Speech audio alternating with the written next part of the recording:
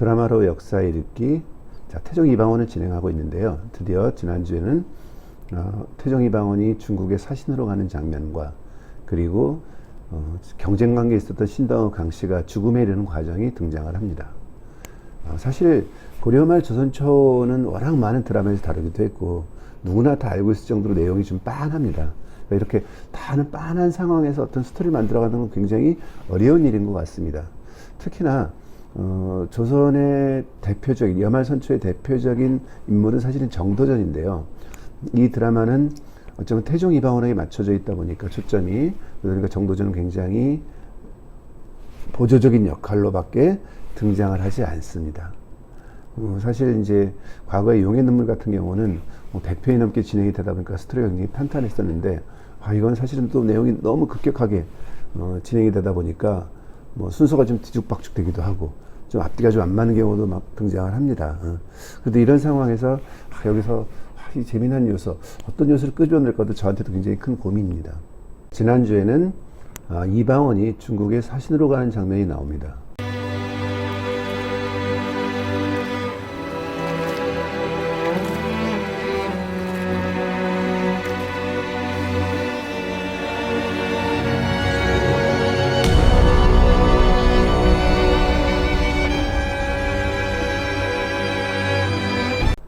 사실 이맘때쯤에는 명나라와 조선이 사이가 별로 좋지 않아서 중국에 사신으로 갔던 신하가 황제한테 막 두들겨 맞고 오기도 하고, 또 때로는 사신 행렬이 압록강을 넘어 요동을 통과해야 되는데 요동에서 막혀서 다시 돌아오는 경우도 있고, 이러다 보니까 서로 사신으로 가는 것을 굉장히 꺼려하는 상황들입니다.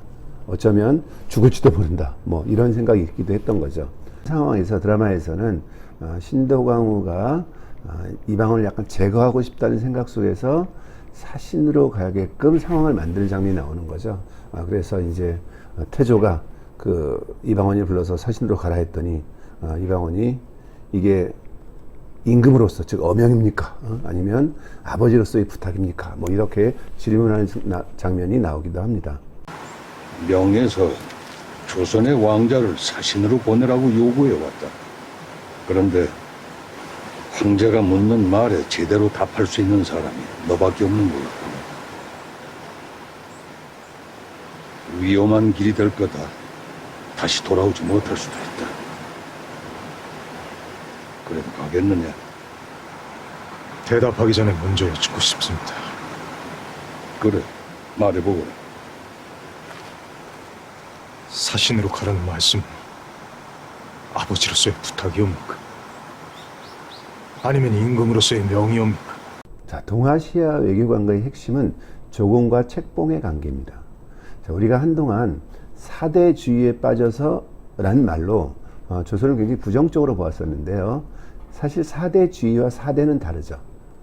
일종의 사대라고 하는 것은 일종의 동아시아의 어떤 특수한 지정학적 위치 속에서 만들어진 일종의 외교 관계죠.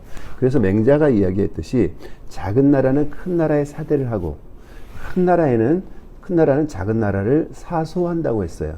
그래서 우리는 우리보다 더 큰 나라인 중국에 대해서 사대, 조공이란 관계로 책봉 관계를 맺고 있고, 역시 우리보다 작은 나라인 또 여진, 일본, 혹은 유구국 이런 나라와는 교린이라는 정책을 써왔던 거죠.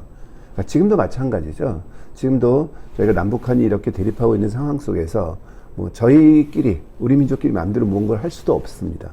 그래서 미국의 눈치도 좀 봐야 되고 중국과의 관계도 고려해야 되고 일본, 러시아 이렇게 보는 것처럼 당시에 이런 동아시아의 특수한 지정학적 상황 속에서 어떻게 외교 관계를 풀어갈 것인가, 이것이 조공과 책봉의 관계죠. 그리고 조공이라고 하는 것을 어떤 의미에서 본다면 이제 우리가 큰 쪽에 물건을 보내는 거죠. 그냥 갈 수는 없으니까 여러 가지 가지고 가는데, 사실 큰 나라는 큰 나라의 지위 이런 것들을 유지하기 위해서는 또 거꾸로 내려주는 게 훨씬 더 많습니다. 예를 들어서 우리가 한 10개쯤 가져가면은 저쪽에서는 100개쯤 줘야 되는 거죠. 곧 명절인데 마찬가지잖아요. 어떤 집안의 제일 큰 형이 형노릇 하려면 동생들한테 많이 베풀어 줘야 되는 거죠. 이런 관계를 본다라고 한다면은 우리는 조공을 통해서 얻는 이익, 뭐 나중에 회사라는 과정을 통해서 받는 것도 있지만 또 하나 돌아가는 세계적인 어떤 정세, 기술 이런 것들을 볼 수가 있는 거죠. 그러다 보니까 우리는 굉장히 자꾸 사신을 보내려고 합니다. 그래서 조선은 초기에 명나라의 관계에 있어서 1년에 3번씩 갔죠. 그러나 중국의 입장에서 굉장히 불편한 겁니다, 이게. 뭔가 자기들이 내줘야 될 것도 되게 많고 또 하나 혹시라도 자신들의 어떤 정보들이 계속 유출이 될 것을 두려워하는 거죠. 그래, 야, 니들은 3년에 한 번만 와라. 근데 우리는 꼭 1년에 3번씩 가겠습니다. 이렇게 얘기해서 결국은 그것을 관철시킵니다. 그래서 정기적으로 가는 사신들이 있죠. 예를 들어서 자, 동지에 중국에 달력받으러 가는 동지사, 그다음 정초에 인사하러 가는 정조사, 그다음 또 뭡니까? 자, 황제의 생일을 찾아가는 성절사, 그리고 황후나 황태자의 생일에 가는 첨추사, 이런 거 말고도 진주사, 뭐 주문사, 뭐 기타 여러 가지 형태로 사신을 계속 보내는 거죠. 우리만 사신을 보내는 것은 아니고 중국에서도 사신을 보내옵니다. 그래서 뭐 황제의 칙서라든지 아니면 이제 뭐 고명 이런 것들을 가지고 오는데 이들을 대접하는 일이 굉장히 불편합니다. 왜냐하면 조금 이제 위세를 많이 떨거든요. 때로는 이들 중에 이제 어민이라는 사람들이 있죠. 그러니까 사실은 고려 말에 그 공녀들만 중국에 보낸 것이 아니고 내관의 후보들, 이제 고자로 되어 있는 뭐 이제 그래서 달리지 않은 사람들, 뭐 아무튼 이런 사람들 이렇게 보낸 경우들이 있습니다. 이들이 중국 황실의 측근이 돼서 나중에 사신일 때 같이 들어오는데요. 뭐 사실 고국에 대한 감정이 좋을 리가 없습니다. 그러다 보니까 굉장히 황제의 권위를 등에 업고 막 유세를 떨기도 하고 특히나 자신의 고향에 나중에 찾아가 가지고 막 횡포를 비우기도 합니다. 그래서 실록에는 이들에 대한 기록들이 등장을 막 하는데 뭐 개중에 어떤 어민은 막 돌아가는 길에 뭐 나에 대한 대접이 이렇게 소홀하냐 이러면서 막 옷을 찢어버리고 막 술 마시고 발광을 하는 바람에 실록에 그대로 써 있습니다. 발광을 했다라고. 그러는 바람에 굉장히 조선에서 불편한 경우도 등장을 하기도 합니다. 그렇다면 조선의 임금 중에서 가장 멀리 여행을 갔던 사람은 누구였을까요? 자, 이 극 중에서도 이방원이 중국의 사신으로 갑니다. 자, 조선의 나중에 세조가 되는 수양대군도 왕자 시절에 사신을 가는 거죠. 또 누굽니까? 우리 뭐 억지로 끌려갔지만 병자로 온 이후에 소현세자는 어디까지? 당시에 심양을 지나 북경까지 가보는 거죠. 또 그 나중에 효종이 된 복림대군도 심양에 있었던 거죠. 근데 이 중에 가장 멀리 간 사람은 바로 이방원입니다. 왜냐하면 이때까지만 해도 명나라의 수도가 지금의 북경이 아니고 남경이었거든요. 그 장강 있는 남경 쪽이었습니다. 그러니까 사실은 쭉 육로를 따라서 요동을 지나서 북경을 지나서 어디까지? 남경까지 가는 근 4,000km 정도는 가지 않았을까 싶습니다. 임금이 된 다음에, 자, 임금으로서 가장 멀리 간 사람은 누굴까요? 조선의 임금 중에서 출국을 한 기록들은 없는데 유일하게 한 분이 계시죠. 바로 마지막 황제, 자, 순종입니다. 순종. 순종은 1917년에 결국 일본 천황을 만나러 일본으로 갑니다. 끊임없이 계속적인 일본의 요구에 견디지 못해서 결국 가는데 한 20여일에 걸쳐서 자, 부산까지 기차를 타고 가갖고 부산에서 배를 타고 시모노세키 거기서도 기차를 타고 그래서 이미 끌려가 있었던 자신의 동생인 영친왕 이연을 만나기도 하고 또 그쪽에서 뭐 일본의 군대 사열을 하기도 하고 또 일본의 사실 이제 메이지 천황의 묘에 가서 참배를 하기도 합니다. 굉장히 굴욕적인 상황이었지만 어쨌든 왕으로서 가장 멀리 여행한 사람은 바로 순종입니다. 자, 그리고 이방원이 사신을 떠나는 과정을 보면은 이 드라마에서 이제 배를 타고 가는 걸로 나오는데요. 사실은 배를 타고 서해를 가지는 않았죠. 육로를 통해서 갑니다. 그래서 의주까지 가고 의주에서 요동을 지나서 북경을 지나서 지금의 남경까지 이제 거기 황제가 있었으니까 거기까지 가고 돌아오는 과정도 역시 그 반대로 쭉 해서 돌아오는 거죠. 그 과정 속에서 누구를 만나냐면 당시에 북경에 있었던 연왕이죠. 당시는 이제 연왕이었던 나중에 영락제 조카를 죽이고 본인이 황제가 되는 영락제. 묘하게도 그분의 묘호도 태종이에요. 나중에 그걸 성조로 바꾸긴 하지만 그래서 둘이 잠깐 만나서 뭐 무슨 얘기를 심하게 나누는지 잘 모르겠지만 굉장히 서로 우호적인 눈빛을 주고 받았다. 뭐 사실은 당대의 태종이란 묘호를 받을 정도의 인물들이니까 서로 뭔가 통하는 게 있지 않았었을까요? 서로 비슷한 두 사람이 어떤 눈빛을 주고받았는지 뭐 둘만이 알겠죠. 자, 어쨌든 드라마에서는 출발한 곳과 똑같은 곳으로 돌아옵니다. 그래서 뭐 나중에 원경화 민씨 부인이 미리 마중을 나와 있기도 하는데요.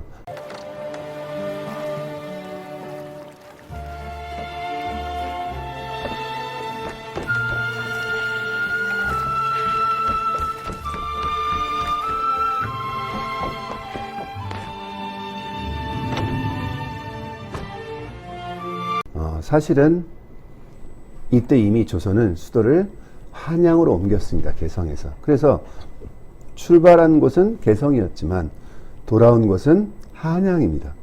아직 궁궐 공사가 끝나지도 않았음에도 불구하고 먼저 옮겨오는 거죠. 자, 이렇게 급박하게 수도를 옮길 만큼의 큰 상황들이 등장을 합니다. 이제 그 중에 가장 대표적인 것은 뭐냐면 바로 민심이죠, 민심. 민심이 나를 따르지 않으니 새로운 왕조는 새로운 곳에 출발해야 되겠다. 이것이 한양천도의 결정적인 이유인 거죠. 그래서 드라마에서는 뭐 성게탕 이야기가 나옵니다. 그래서 돼지고기찌개를 이성계 을해년이니까 개성 사람들이 성게탕이라 부르기도 하고. 성게탕 드시고 가시오. 안에 들어있는 고기는 청양장군 중인 이성계라고 생각하시오. 아주 잘근잘근 씹어 드시오. 한쪽도 속이 시원해지는 성게탕이요. 또 뭐죠? 설날 그들은 무슨 떡국 먹죠? 조랭이 떡국 먹는 거죠. 조랭이. 조랭이란 말이 뭡니까? 전주시 목을 졸라, 목을 비틀어 조르는 거죠. 자, 이런 정서가 개성이 있었기 때문에 서둘러 수도를 옮겨옵니다. 또 하나 눈에 좀 거슬리는 장면들은 바로 신도광후 광씨가 등장하는 씬에 등장하는 뒤에 있는 병풍이죠. 입니까? 놀랄 것 없습니다. 그저 혹시 모를 별난에 대비하는 것뿐입니다. 자, 1월 오봉도가 그려진 병풍이 꼭 신동하고 광씨 뒤에 있는데 사실 1월 오봉도라고 하는 것은 임금이 이 자리에 계시다는 걸 상징하는 병풍이거든요. 그런데 이제 아무리 신동하고 광씨가 당시에 실권이 셌다라는 걸 강조하려 했는지는 몰라도 뒤에 처소에 신동하고 광씨 왕비의 처소에 1월 오봉도를 병풍으로 하고 있다는 것은 조금 어색한 장면입니다. 극 중에서 이방원의 부인 민씨가 신도광후에게 선물을 가지고 오는 장면이 나오는데 호칭이 정령옹주 민씨라고 되어 있습니다. 정령옹주가 찾아왔사옵니다. 중전마마, 저희 옵니다. 들어가도 되겠사옵니까? 그래, 들어오거라.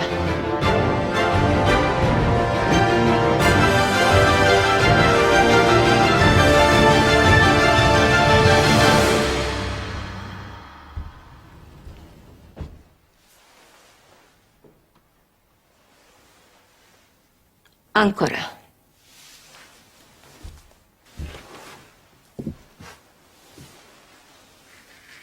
사실 왕비의 딸을 우리가 공주라고 부르고 그 다음에 후궁의 딸을 옹주로 알고 있는 이런 상황에서는 조금 혼선이 있는데요.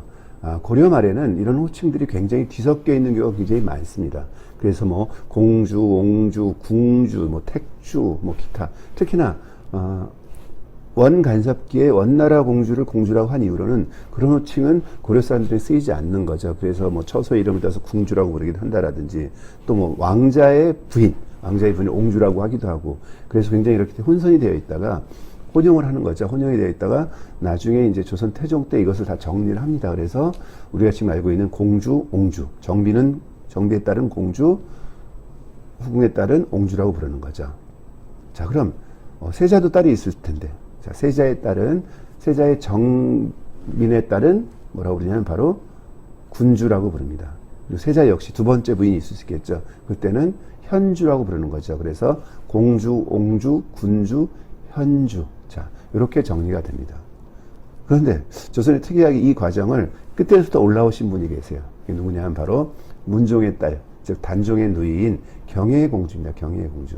경혜 공주는 처음에 태어났을 때 자기 어머니가 정식 세자빈이 아니었어요. 그래서 현주로 태어납니다. 좀 이따 자기 어머니가 세자빈이 됐죠. 그래서 군주가 되고 좀 지나서 자기 아버지가 왕이 됐죠. 그래서 공주가 되는 거죠. 그래서 현주에서 군주에서 공주로 올라옵니다. 뭐 호칭이 뭐 얼마나 중요하겠습니까마는 자, 이런 과정을 살펴보는 것도 굉장히 재미있는 것이죠. 그래서 드라마가 우리에게 주는 여러 가지 재미있는 사실, 또 다음 주에는 어떤 것들이 등장할지, 자, 다음 주를 기대해 보겠습니다.